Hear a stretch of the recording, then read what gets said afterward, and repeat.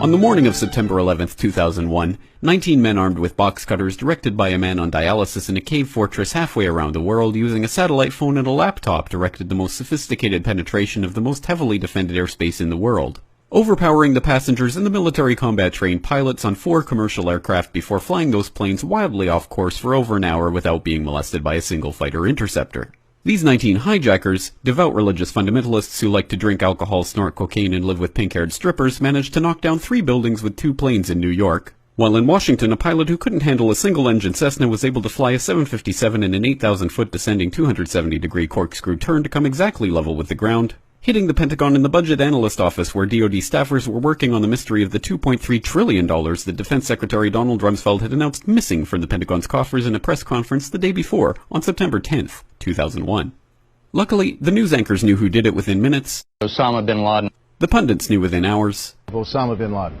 The administration knew within the day. Terrorists who committed these acts and those who harbored them. And the evidence literally fell into the FBI's lap. That a hijacker's passport was found blocks from the World Trade Center crash site, if you can believe that.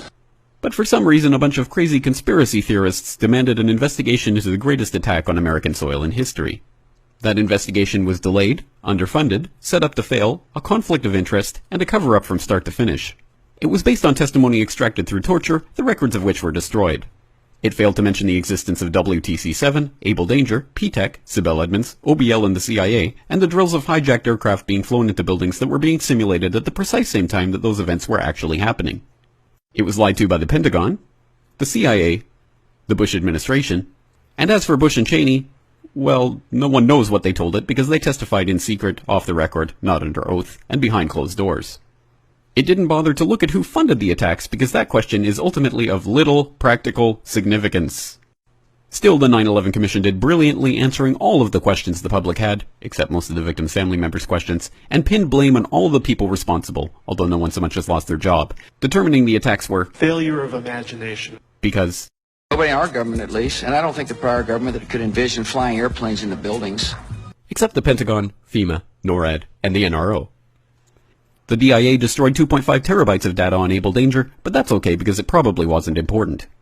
The SEC destroyed their records on the investigation into the insider trading before the attacks, but that's okay because destroying the records of the largest investigation in SEC history is just part of routine record keeping. NIST has classified the data that they used for their model of WTC-7's collapse, but that's okay because knowing how they made their model of the collapse would jeopardize public safety.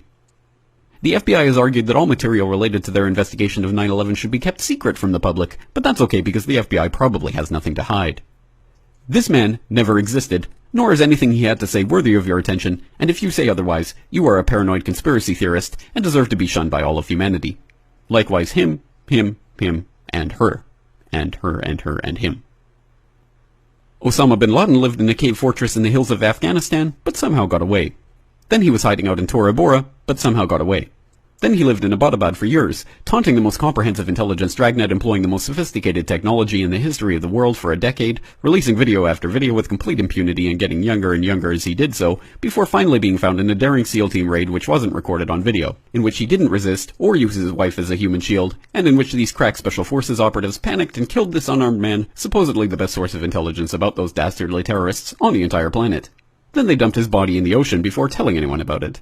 Then a couple dozen of that team's members died in a helicopter crash in Afghanistan. This is the story of 9/11, brought to you by the media which told you the hard truths about his head could be seen to move violently forward. And they took the babies out of the incubators. And mobile production facilities.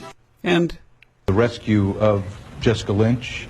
If you have any questions about this story, you are a batshit paranoid tinfoil dog-abusing baby hater and will be reviled by everyone. If you love your country and or freedom, happiness, rainbows, rock and roll, puppy dogs, apple pie, and your grandma, you will never ever express doubts about any part of this story to anyone. Ever. This has been a public service announcement by the Friends of the FBI, CIA, NSA, DIA, SEC, NSM, White House, NIST, and the 9/11 Commission.